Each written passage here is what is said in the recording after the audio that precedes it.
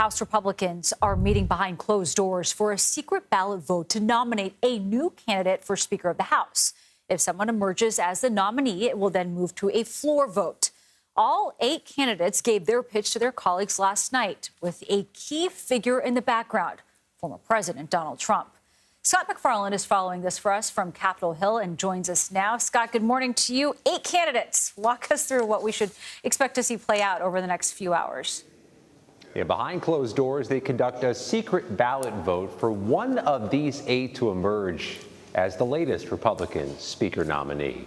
The ballots are secret for a reason. This has been a tradition of House Republican and Democratic leadership battles in years past. They do this to find somebody who can get that majority plus 1 number inside the conference. So you need to get a majority of the voting Republicans behind closed doors. These 8 candidates, all from different parts of the country, all men, all little known outside their home states and their home congressional districts, made their pitch last night. Now we see how the votes play out, and this has all the promising of being like a game of musical chairs, where potentially one chair, one slot goes away after each round of voting if somebody shows too little support, too few endorsements among their colleagues. So it could be multi-round, could be many, many rounds. It could happen quickly, but all of this starts this hour in a first-floor office room in the Longworth House office building. So then, will we only see a floor vote when Republicans are confident that they have enough votes to give their nominee the gavel? That doesn't seem to be the case. It hasn't been the case over the last few votes. Exactly. They haven't done it yet. There's no indication they'll do it moving forward. The 8 candidates who are running against each other for this nomination have all signed a unity pledge put forward by a Nebraska Republican that they all pledge to back whoever wins on the floor when the formal vote is taken. But that doesn't mean the other 213 members of the House Republican Conference have signed such a pledge, and that's been the sticking point over the first few rounds of voting on the House floor since this month began. There were factions that broke away and didn't support the nominee, which means that could happen again, complicating matters quite a bit for whoever is decided to be the nominee after today's voting. And what a month it has been. Scott, let's talk about that key figure we mentioned in the background, Donald Trump, former President Trump. What does an endorsement from him matter here? How does it matter? And it's not a silver bullet, as Jim Jordan discovered last week. He had Trump's endorsement, but he couldn't get the necessary 217 votes.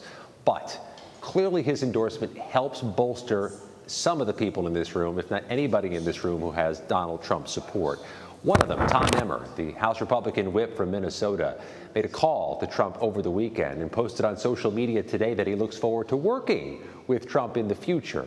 Emmer is one of just 2 of the candidates who voted to certify the 2020 presidential election results for President Biden. Emmer, if he can get some level of support from Trump allies in the U.S. House, could improve his odds.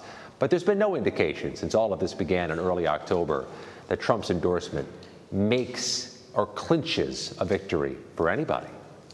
Scott, according to some of the reporting that I've seen, the former president has actually talked to quite a few of these potential speakers.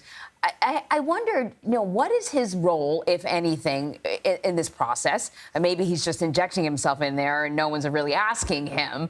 But I was just curious about why he's even part of this conversation. Well, to a degree, he can be a disruptor and further the chaos if he decides to back one candidate who doesn't have the necessary votes to win on the floor.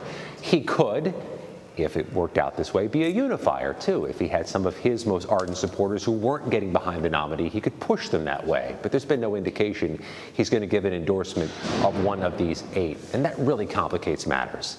There are factions inside the conference which have to be unified for this to work, for them to put forward a nominee who gets the necessary votes. And that's a process that may take some time, may not be completed this morning. I would be surprised if it was. They always say the best indication of the future is the past or whatever. The past suggests that they're going to be going at this for a while. Scott, thank you very much.